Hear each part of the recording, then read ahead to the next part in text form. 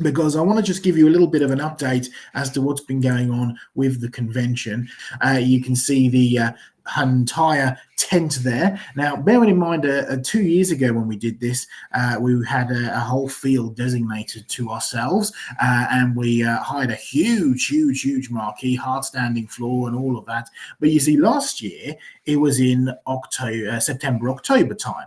This year, it was in the middle of July. And so I thought, well, we don't need all the hard floor and, so on and so forth. And so he said, well, we won't bother with the hard floor and everything.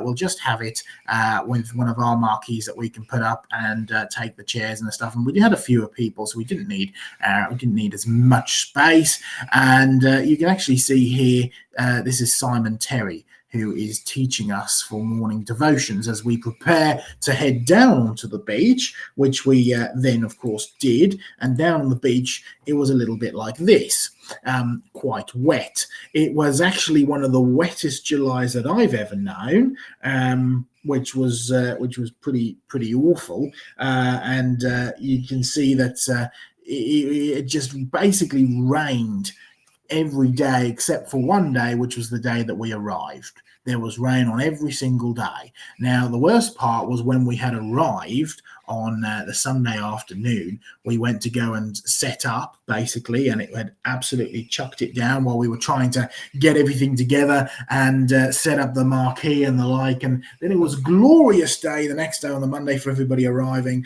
And we also had two special Australian visitors, Des and Linda, who helped look after the museum in Brisbane. They were with us. We got to take them down on the beach and find them some fossils, which was wonderful. And then the rain started the next day, and it didn't really stop. We had one day, which I think it was Thursday, that we had a little bit of a break in the rain on Thursday and a little bit on Friday evening. But other than that, it was pretty wet and awful weather.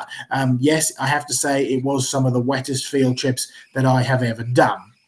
You can see the soggy thing with the megaphone in the middle is me. Some people tried to cope with umbrellas, but ultimately we just got absolutely soaked right the way through. Yes, that is correct, Douglas. It is climate change indeed. We're no more this global warming. We certainly could have done with that. Now, I say that a week later, literally a week later, absolutely sweltering. We've got the air conditioning on for my wife, who is very heavily pregnant, about to give birth, and we're trying to keep everything cool for her. And it is absolutely sweltering here where I am. And well, I'm not sure which I'd have rather, sweltering heat or wet and cold as it was. But anyway, the Lord really did actually bless us with fines, even if we weren't as blessed as we wanted to be by the weather.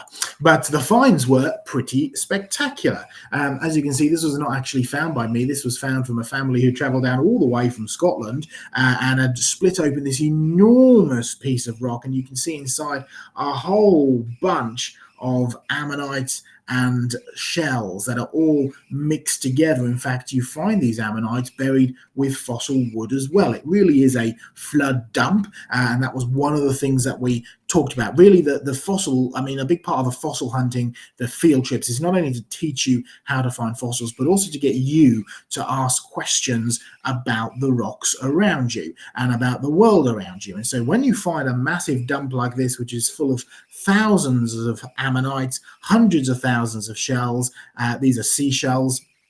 Ammonites are deep sea creatures. You find them next to sea creatures as well, like the ichthyosaurs and the plesiosaurs, the so-called swimming dinosaurs. And you find all of these buried next to enormous bits of fossil timber wood, right, that has been ripped up and stripped and smashed and buried. So there's absolutely no doubt about it. It's a flood deposit. And that was one thing that we really honed in on and really emphasized when it came to this field trip. We wanted to tell people about it being a flood deposit. Of course, flood deposits is one of the indications of a global flood because it talks about, we also talked about the size of some of these deposits as well. This is the Jurassic stuff, and we like to remind people that the word Jurassic doesn't mean millions of years. It simply means named after the rocks in the Jura Mountains, and the Jurassic rocks are found in the Jura Mountains, were named after the Jura Mountains, and yes, they do go all over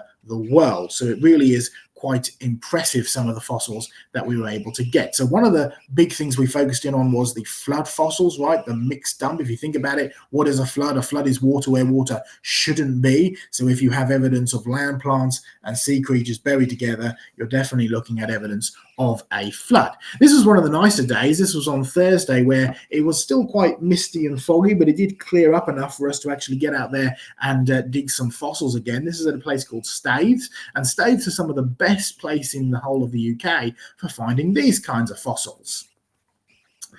You recognize it? It's a fossil pecten shell, also known as a scallop shell. And this was really the second major thing we focused in on at the convention with regards to these field trips. We were dealing with living fossils, a term, of course, coined by Charles Darwin. And I would highly recommend that you go back and watch the Around the Museum program we did on living fossils. I think we've done about 5 of them now on living fossils. We really have focused in on the living fossil side of things on creation around the museum. Anyway, we've done many on creation conversations as well, so it's worth going and looking at that. But you see, this is a fossil scallop shell. They are a living fossil, and Charles Darwin coined the term. He said that these ought to be anomalous forms, non-ordinary, non-normal. The reality is you find living fossils all the way up and down the so-called geological column through well over 500 million years of supposed history, and there is no evidence of evolution, but there is only evidence that creatures reproduce after their own kind, just like the Bible says. And we love to remind people that 10 times in Genesis chapter 1, Genesis says that God created all living things to reproduce after their kind. And if God says something once, you ought to pay attention. If he says something 10 times in one relatively short chapter, he's really trying to drive the point home. So the second major thing that we dealt with on this convention was the living fossils, and scallop shells are a great example of that. In fact, Charles Darwin later on in his book, after naming these so-called living fossils, went on to say that his theory didn't rely on necessarily the strongest creature surviving, but the one that is most adaptable to change. In other words, his entire theory hinges on the idea that creatures change. And here we have a creature that is supposedly 175 million years old, and it hasn't changed one bit in 175 million years. Simple as that. Fossil ripples as well. Yep, sea ripples tell you that the sediment A was soft, and B, its next tide that came in had to be carrying enough sediment to bury this layer beneath it. Otherwise, it would simply wash it out. So you're certainly dealing with a flood there as well. Yes, more wet weather, but yes, more good finds. You can see the long black timber on the right-hand side, the massive shells all throughout the left-hand side. Again, flood dump. You've got land plants and sea creatures that are buried together. There's no doubt about it. We're dealing with a flood deposit, and this is a very large flood. Now, also speaking of one of perhaps the most famous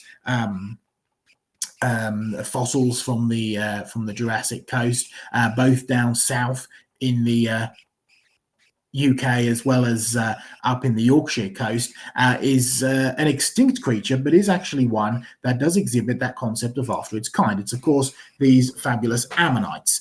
This was found by a young lady on our last ever field trip, as it happened. Beautiful example. And this was an example actually found by our 2 Australian friends, Des and Linda, who look after the museum down in Brisbane, along with John and the rest of the team. Beautiful example of an ammonite. Now, yes, as we already pointed out, already said, that you see, we are dealing with a creature that has, as far as we can tell, gone extinct, but it still exhibits this concept of after its kind. You see, ammonites first appear in the fossil record at the time which is called the Devonian. They go extinct at the end of the Cretaceous, beginning of the Cenozoic, and so really they exhibit well over 400 million years of supposed evolution, i.e. they are supposed to have evolved over the 400 million years, and they haven't. Over this supposed 400 million years, they stay as ammonites. And that's the whole point. You don't actually see any evolution in the rocks. I mean, even if you want to argue that, well, clearly it didn't evolve because it's suited for its environment, it still doesn't work, because you see, if you go through the geological column, you have an extreme amount of supposed environmental change, enormous amounts, from deep ice ages to deserts to, well, what is actually supposed to be the driving factor of evolution? Mutations, which are then selected for and against by natural selection. Natural selection would include changing of climate and so on and so forth. So in other words, the two major driving forces of evolution simply haven't taken place if you want to argue that there is 400 million years between these two creatures, between the first ones in the Devonian and the time that they go extinct in the Cretaceous. So in other words, what you don't see any evidence for is evolution. Okay, you either find evidence that creatures have remained exactly the same up to the present day, that if there is any change, it's clearly and provably devolution, not evolution. So, for instance, complex creatures getting simpler, the opposite of what evolution would teach, or you find evidence that creatures have remained reproducing after their kind and then they've gone extinct, like the ammonites. Now, it's important to realize that if you haven't changed and you're a living fossil, then you haven't evolved in so many millions of years, you're not likely to do so anytime soon. And if you have changed but you've devolved, you're not evolving, you're going the wrong way. And if you have gone extinct, then you couldn't evolve even if you wanted to, you're now dead. So not one of the three exhibits that you see in the fossil record is any help to evolution whatsoever. But if biblical creation was true, what would we actually expect to find? And the answer is quite simple. We would actually expect to find that creatures have reproduced after their own kind up until the point that they actually die out. And that is exactly what we see. Yes, lots of fossil hunting. Yes, more living fossils, like this beautiful bivalve shell, which is not only a clamshell, right? It's not only a living fossil, no evolution, but it's also a good indication of rapid burial. You see how it's still closed? You see, these creatures are supposed to have lived, died, and then been buried. But you see, there's a bit of a problem with that, because you see these have found in their millions throughout the cliffs in the Jurassic coast, and they're all closed. In other words, these have been buried while they're still alive. So yes, rapid burial for sure, quick burial for sure, no doubt about it. And then on the last day, on the final day, we had a little bit of a different type of field trip. We actually visited a museum. You see Panay Art Gallery. Yes, that's not the art gallery that we were interested in, but actually the little sign which you can see underneath that is the Whitby Museum. Yeah, the Whitby Museum was absolutely full of fossils, spectacular evidence. So we took people around, and really we wanted to put their, knowledge to the test. We wanted to see just how well they had done in terms of learning things on their field trips, and they did a great job. But then afterwards, we actually visited a little garden down at the bottom of Panay Park. Why? Well, you see, down at the bottom of Panay Park, there was actually, and you can see here, we've got Diane Eager as well in the middle there, sharing some stuff with us. They've actually got some amazing living fossil garden. You see, these are all creatures and plants, rather, not creatures, but these are all plants that are found in the fossil record. You can see the huge Araucaria, the southern conifer, which is what the fossil jet is there in the background. There's ferns, there's palms, there's cycads. You can even see the famous Wollemi pine as well. So it was a great opportunity to talk more about that living fossil point. And it really was quite exciting. Now, you can see Diane there right in the center of the picture.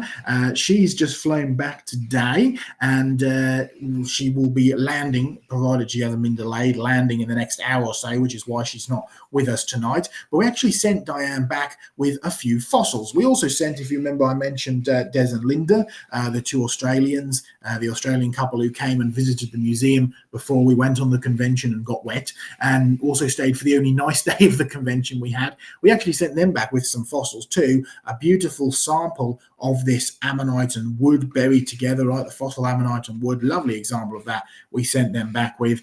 Plus, we also sent them back with two models of Lucy, the famous Lucy. Now, we dealt with Lucy the skeleton, right, the supposed 8 men, a couple of creation conversations back with Diane. Well worth going and watching that for sure. But you see, we sent 2 of the models back with Des and Linda, one to go in the Brisbane Museum, one to go with Craig, and Craig has indeed taken that down with him to set up in his museum. But we did send a few fossils back with Diane for her to give on to the Brisbane Museum and John Mackay's collection, including 2 bits of amber. Burmese amber, so supposedly around 100 odd million years old. And look what's inside of them.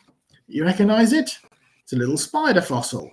Yeah, no evolution in over 100 supposed million years. It's a little spider fossil for sure, and it's a pretty beautiful one at that. So yes, living fossil. And then the other sample of amber that we sent her actually had this. Now, it's a little bit fuzzy because these were just quick photos that I took. We pulled it up on a microscope, right, to take the proper photos, but these are just quick ones that I took on my phone on the monitor screen. But you might just be able to see what it is we're actually looking at. Yep, it's one of those fossil feathers in amber. We've got a few in our collection. We've been blessed enough to acquire them. We've handed them over, 1 or 2 samples over to John to take back with him, and they'll be able to go on display in the Brisbane Museum. Now, these are purported to be dinosaur feathers, but you see, the only evidence that we have that they're dinosaur feathers is simply that 100 million years ago, the only creatures that were supposed to have had feathers at that time were the dinosaurs. Now, of course, if you want to go from a creation perspective, there's very little evidence that they were anything other than feathers like you see on a bird. They have every single piece of detail. In fact, we even gave it to aerodynamics expert Professor Andy McIntosh, who spent years studying aerodynamics and the aerodynamic ability of birds and feathers, and he agreed with us that these are just a beautiful example of feathers that you would find in a bird. No evolution and no dinosaur whatsoever. Okay, just beginning to finish things up now on a personal ask, a personal request. Please do pray for myself and Sarah and my wife. I took this photo just a couple of days ago. We went for a bit of a drive through the Welsh Hills. I have been taking a little bit of time off from the museum ministry and the ministry in general, because Sarah Ann is about to give birth to our first child in a, well, basically any day. I might have to run away in a minute. So do please keep us in prayer over the next few days as we have to do that. And just keep everything in prayer, that everything goes smoothly and there's no complications, because there has been a little bit of worry here and there. So we would appreciate you keeping us in prayer. As for the rest of the team, yes, we do need your prayer. You can pray for John and Anne. As I mentioned, Anne is still suffering with health and a bit of a fall. So please do keep her in prayer, as well as John as he works out looking after Anne amongst all the rest of the ministry, and particularly the Brisbane Museum that he's working on, and Jurassic Ark, and so on and so forth. So please do keep them in prayer. Pray for Craig as well. There's a ministry trip that's coming up with Derek that he's still finishing up. He's on his way home now. After that, you've heard a few reports from him, but he's still carrying on with that ministry trip, finishing it up now. So pray that he gets home safely and can take all of the fossils that he's collected back to the museum. Pray for Glenn, both his health, which is an ongoing issue, plus he has had some good success with the Creation Station in the last little while. So do keep him in prayer as he does some more work with the Creation Station. Pray for Sam, both with his work with Creation Research and a new job that he's trying to get. So do keep him in prayer as well. Pray for Steve. You met Steve last. You met Steve last week on Creation Conversations. We had a bit of an interview with him. That video will be going up as a standalone video soon as well. So pray for him. He's going to be basically looking after the museum while I'm taking a little bit of time off. So I'll pray for him as he looks after all the museum work, as well as his work on his own for a little bit with Creation Research. Pray for Susie. She's one of our workers. You may have seen her occasionally in some of the photos that we've used about about the museum and about the conventions and the like. So pray for her as she carries on working for us, but she's also leaving us momentarily to go and get married in a few weeks. So pray for her, and of course pray for Sarah and myself as we have a baby coming, and for our health, that the Lord would continue to sustain us in all things.